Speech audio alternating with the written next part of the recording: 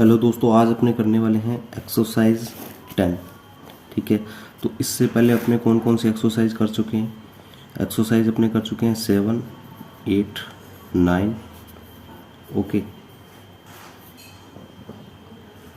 और 15वीं प्रश्नावली। ठीक है, तो ये 4 एक्सरसाइज अपनों ने कर लिया। अगर आपको इस एक्सरसाइज 4 एक्सरसाइज में किसी क्वेश्चन में कोई प्रॉब्लम है तो प्लेलिस्ट बनी हुई है, प्लेलिस्ट में जाके आप देख सकते हैं। 7वीं प्रश्नावली, 8वीं, 9वीं और 15वीं, इन 4 प्रश्नावलियों में से कोई भी क्वेश्चन में प्रॉब्लम है तो ये सभी के सभी क्वेश्चनों के वीडियो क्रमानुसार अपलोडेड किए गए।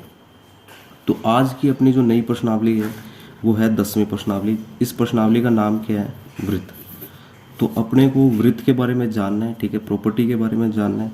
सबसे पहले क्वेश्चन यही है कि वृत्त कहते किसे हैं, वृत्त की परिभाषा क्या होती है।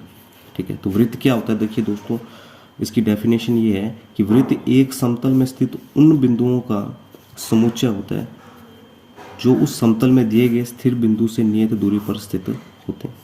ये उन बिंदु का एक समुच्चय है दोस्तों, एक सेट है जो दिए गए समतल के अंदर स्थिर बिंदु से क्या होते हैं, नियत दूरी पर। जैसे कि मान लो ये बिंदु है, ये एक प्लेन के अंदर है, ये 2D फिगर है, और ये बिंदु इससे क्या है, निश्चित दूरी पर है। ये बिंदु इस बिंदु से क्या है, निश्चित दूरी पर है। ये बिंदु क्या है, इससे क्या है, एक नियत दूरी पर है, निश्चित दूरी पर है। अगर ये 5 है, ये भी 5 है, ये भी 5 है और ये भी 5, यानी कि इन सभी की जो दूरी है वो क्या है, एक फिक्स है। ठीक है, और अब जो ये सेट है, ठीक है, जो समुच्चय है इन बिंदुओं का, यही क्या कहलाता है, वृत्त कहलाता है। ओके, अब वृत्त में क्या होता है, एक सेंटर होता है और जो सेंटर से लेके परिधि, ये होती है इसकी परिधि। ठीक है, तो केंद्र से जो परिधि के बीच की दूरी होती है इसे क्या कहते हैं दोस्तों, त्रिज्या। तो वह वृत्त जिसका केंद्र O है, त्रिज्या R है, तो उसे सामान्यतः O, R द्वारा व्यक्त किया जाता है, जिसमें जो O है वो ओरिजिन पॉइंट है यानी कि केंद्र बिंदु, और जो R है वो रेडियस है यानी कि त्रिज्या। ठीक है दोस्तों, तो ये केंद्र हो जाएगा और ये त्रिज्या हो जाएगी। अब देखिए छेदक रेखा। अब छेदक रेखा किसे कहते हैं? अच्छा, उससे पहले एक दो बातें और है। जैसे व्यास है, तो व्यास क्या होता है, उससे पहले अपने जीवा को जानते हैं। जो जीवा होती है, ठीक है, तो इसकी जो परिधि है, इनको क्या कर रही है, दोनों ओर से क्या कर रही है, इसको टच कर रही है। ठीक है ना, तो ये अपने क्या होगी, जीवा, जिसे अपने ये भी कह सकते हैं कि ये एक ऐसी सरल रेखा है जिसके दोनों सिरे वृत्त की परिधि पर है। ठीक है, तो इसे ही क्या कहते हैं दोस्तों, जीवा। ये भी जीवा है, ये भी जीवा है। अब यहाँ सेंटर है, इसका ओरिजिन है, मूल बिंदु है। अब जो मूल बिंदु से जो गुजरने वाली जीवा है, इस जीवा को क्या कहते हैं अपने, व्यास। जो जीवा मूल बिंदु से गुजरती है, केंद्र बिंदु से गुजरती है, उसे क्या कहते हैं दोस्तों, व्यास कहते हैं। ठीक है, अब अपने पढ़ते हैं इसकी डेफिनेशन, आगे बढ़ते हैं। छेदक रेखा। छेदक रेखा को अपने ये भी कह सकते हैं कि जो वृत्त की जीवा है, इसको अगर और बढ़ा दिया जाए तो जो रेखा प्राप्त होगी उसे छेदक रेखा कहते हैं। या फिर इसकी डेफिनेशन ये भी हो सकती है कि वह रेखा जो वृत्त को अलग अलग बिंदुओं पर काटे, वृत्त की छेदक रेखा कहलाती है। जैसे चित्र में जो ए बी है वो क्या है, एक छेदक रेखा है। जो ये चित्र है इसमें ये वृत्त है, ये वृत्त का ओरिजिन है। ठीक है, और जो ए बी है ये क्या कहलाएगी, इसकी छेदक रेखा है। ठीक है, तो ये क्या कर रही है, दो अलग अलग बिंदुओं पर क्या कर रही है, इसको काट रही है। ओके, अब देखिए स्पर्श रेखा क्या होगी। वृत्त की स्पर्श रेखा वह रेखा है जो वृत्त को ठीक एक बिंदु पर प्रतिच्छेद करती है, अर्थात एक ऐसी रेखा जो वृत्त को केवल एक ही बिंदु पर स्पर्श करती है। ये बहुत इंपॉर्टेंट बात है कि एक ही बिंदु पर क्या करती है, स्पर्श करती है। इसे क्या कहते हैं, स्पर्श रेखा कहते हैं। स्पर्श रेखा और वृत्त का उभयनिष्ठ बिंदु स्पर्श बिंदु कहलाता है। अब देखिए इसके अंदर क्या है कि जैसे कि ये एक वृत्त है, अब ये इसका ओरिजिन है, मूल बिंदु है O, ठीक है, केंद्र बिंदु, ये कोई बिंदु C है और OC क्या है, इसकी त्रिज्या। ओके, O केंद्र बिंदु हो गया। अब ये बिंदु P है, ये कोई वृत्त पर स्थित बिंदु है। ठीक है, एक बिंदु है, और ये एक रेखा है AB, और जो इस P बिंदु पर क्या कर रही है, इसको स्पर्श कर रही है। तो जो AB है वो तो क्या हो जाएगी, स्पर्श रेखा, और जो बिंदु P है वो क्या हो जाएगा दोस्तों, स्पर्श बिंदु। ठीक है, और जो स्पर्श रेखा है वो वृत्त को केवल एक ही बिंदु पर क्या कर सकती है, स्पर्श कर सकती है। ठीक है, जैसे कि अगर कोई यहाँ है तो यहाँ से अगर कोई रेखा गुजरेगी तो सिर्फ और सिर्फ एक ही बिंदु पर क्या करेगी, स्पर्श करेगी। अगर कोई ये सर्किल है तो ये यहाँ से जा रही है तो सिर्फ एक ही बिंदु पर ये क्या कर रही है, इसे स्पर्श कर रही है। ये चीज़ अपने को ध्यान रखनी है, सिर्फ एक ही बिंदु पर क्या करेगी, स्पर्श करेगी। और जिस बिंदु पर स्पर्श करेगी वो बिंदु कहलाएगा स्पर्श बिंदु, और जो रेखा करेगी, स्पर्श करेगी इसे, वो कहलाएगी स्पर्श रेखा। ठीक है, कि वृत्त के एक बिंदु पर एक और केवल एक ही स्पर्श रेखा हो सकती है। यानी कि जो वृत्त है वो एक निश्चित दूरी पर स्थित बिंदुओं का जो बिंदु पथ है या फिर क्या है, बिंदुओं का जो समुच्चय है उससे मिलकर बना बहुत सारे बिंदु है, इसमें अनंत बिंदु। और उसके जो एक बिंदु है तो उस एक बिंदु पर कितनी स्पर्श रेखाएं हो सकती है, सिर्फ एक है। ठीक है, तो वृत्त के एक बिंदु पर केवल एक स्पर्श रेखा हो सकती है। ठीक है, और अगर अपने से पूछ ले कि टोटल वृत्त पे कितने स्पर्श रेखाएं हो सकती है, तो वृत्त पर जो ये जो वृत्त है ये क्या है, अनंत बिंदुओं का समुच्चय है। ठीक है, तो यहाँ पर क्या हो सकती है, अपरिमित रूप से अनेक। पूरे वृत्त पर क्या है, अपरिमित रूप से, क्योंकि यहाँ पर कितने बिंदु हैं ये अपने को गिनना, ये जो चीज़ है, ठीक है, ये पॉसिबल नहीं है। अपने कह सकते हैं कि ये अनंत बिंदुओं का क्या है, एक अनंत बिंदुओं का क्या है, ये समुच्चय। ठीक है, अब थोड़ी दो थ्योरमें हैं इसके अंदर, अपने को याद रखना है उसका रिजल्ट क्या है। थ्योरम ये है कि वृत्त की स्पर्श रेखा स्पर्श बिंदु से होकर जाने वाली त्रिज्या के लंबवत होती है। यानी कि अगर ये कोई वृत्त है अपने पास, ठीक है, ये है स्पर्श रेखा। ठीक है, स्पर्श बिंदु से होकर जाने वाली त्रिज्या, ये स्पर्श बिंदु है P और ये केंद्र बिंदु है O। अब जो यहाँ से त्रिज्या कहलाएगी, ये त्रिज्या है, ये त्रिज्या है, ये भी त्रिज्या है, ये सारी की सारी क्या त्रिज्या है। अब जो ये वाली त्रिज्या है जो स्पर्श बिंदु से टच हो रही है, ठीक है, ये इसके क्या होती है, लंबवत होती है। यानी यहाँ पर क्या बनता है, 90 डिग्री का कोण बनता है दोस्तों, इस प्रकार।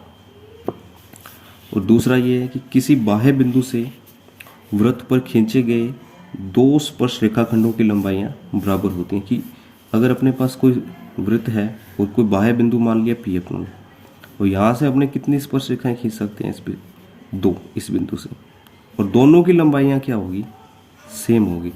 यानी जो PQ है वो क्या होगा, PR के बराबर होगा। तो ये भी चीज़ अपने को याद रखनी है दोस्तों। तो ये अपने इसका कुछ बेसिक कह सकते हैं एक्सरसाइज 10 का। तो अब अपने चलते हैं एक्सरसाइज 10 के 10.1 है, जो प्रश्नावली 10.1 है। अब अपने वो प्रश्नावली 10.1 के क्वेश्चन करेंगे। तो आई होप ये आपको बेसिक क्लियर हो गया होगा। और प्रश्नावली शुरू करने से पहले मैं आपको कहना चाहता हूँ कि अगर आप चैनल पर नए हैं तो चैनल को सब्सक्राइब कीजिए, वीडियो को लाइक कीजिए, शेयर कीजिए। कोई भी डाउट है किसी प्रश्नावली के अंदर तो पूछ सकते हैं। तो आइए दोस्तों, अब देखते हैं अपने प्रश्नावली 10.1 के क्वेश्चन आंसर। प्रश्नावली 10.1 दोस्तों, देखिए इसके अंदर क्या है, सबसे पहले अपने को एक तो रेगिस्तान है, एक क्वेश्चन ये है। ये क्वेश्चन क्या कहता है कि एक वृत्त की कितनी स्पर्श रेखाएं हो सकती हैं। ठीक है, तो अगर अपने कहें कि जो एक वृत्त है, ठीक है, वो एक बिंदु से जो निश्चित दूरी पर स्थित बिंदुओं का समुच्चय, उसे क्या कहते हैं, अपने वृत्त कहते हैं। ठीक है, तो ये निश्चित दूरी पर है, बहुत सारे यहाँ पर क्या है, बिंदुओं का एक सेट है ये वाले। तो यहाँ कितने बिंदु हो सकते हैं, अपने कह सकते हैं कि यहाँ पे तो बहुत सारे अनंत बिंदु हो सकते हैं, अपरिमित रूप से अनेक बिंदु। ठीक है, तो अब देखिए यहाँ पर क्या होगा कि एक वृत्त की कितनी स्पर्श रेखा है। तो अब स्पर्श रेखा देखो, जो वृत्त का एक बिंदु है ये वाला, इस बिंदु पर कितनी स्पर्श रेखा हो सकती है, केवल एक बिंदु पर एक स्पर्श रेखा। और यहाँ बिंदु कितने हैं, अपरिमित रूप से अनेक। ठीक है, तो यहाँ कितनी स्पर्श रेखाएं होंगी दोस्तों, अनेक, अपरिमित रूप से अनेक, या कह सकते हैं इनफाइनाइट। ठीक है, एक ही बात है। अब देखिए क्वेश्चन नंबर 2 क्या है, ये रिक्त स्थानों की पूर्ति कीजिए। ये कहता है कि किसी वृत्त की स्पर्श रेखा उसे डैश बिंदुओं पर प्रतिच्छेद करती है, डैश बिंदु पर प्रतिच्छेद करती है। तो जो स्पर्श रेखा है वो एक ही बिंदु पर क्या करती है दोस्तों, उसे प्रतिच्छेद करती है। ठीक है, अब जो दूसरा है, जो अभी अपन इसकी बात कर भी ली है, दूसरा ये है कि वृत्त को दो बिंदु पर प्रतिच्छेद करने वाली रेखा को छेदक रेखा कहते हैं। बिल्कुल छेदक रेखा कहते हैं, ये एक वृत्त है। ठीक है, तो यहाँ जो इसको प्रतिच्छेद करेगी दो बिंदुओं पर, ये क्या कहलाएगी, छेदक रेखा। और एक वृत्त की अपने को पता है ये दो समांतर रेखाएं हो सकती है। ठीक है ना, इसमें कोई वो बात ही नहीं, किंतु परंतु वाली। चौथा ये है कि वृत्त तथा उसकी स्पर्श रेखा के उभयनिष्ठ बिंदु को स्पर्श बिंदु कहते हैं। ये भी बात अपने को क्लियर है, ये बेसिक में अपनों ने देख लिया था कि ये बिंदु अपनों ने बताया था, इस बिंदु को क्या कहा था, स्पर्श बिंदु, और इस रेखा को क्या कहा था अपनों ने, स्पर्श रेखा कहा था। तो ये थे इसके रेगिस्तान। ये क्वेश्चन नंबर 2 था। अब देखिए क्वेश्चन नंबर 3। देखिए दोस्तों क्वेश्चन नंबर 3 क्या है कि 5 सेंटीमीटर त्रिज्या वाले एक वृत्त के बिंदु P पर स्पर्श रेखा PQ केंद्र O से जाने वाली एक रेखा से बिंदु Q पर इस प्रकार मिलती है कि OQ इज इक्वल टू में 12 सेंटीमीटर है। तो PQ की लंबाई अपने को ज्ञात करनी है, ठीक है। तो अब देखिए PQ की लंबाई क्या होगी, 12 सेंटीमीटर होगी, 13 होगी, 8.5 होगी या रूट 119 होगी। तो जैसे जैसे पहले ये कह रहा है अपने को, इसका डायग्राम बनाते हैं अपने और फिर समझने की कोशिश करते हैं कि PQ की स्थिति क्या है। सबसे पहले ये कहता है कि 5 सेंटीमीटर त्रिज्या वाले एक वृत्त के बिंदु P पर, ठीक है। तो सबसे पहले अगर अपने एक वृत्त बनाए, मान लो कि मैं एक ये वृत्त बना रहा हूँ, ठीक है, और इसकी जो त्रिज्या है 5 सेंटीमीटर है, ठीक है।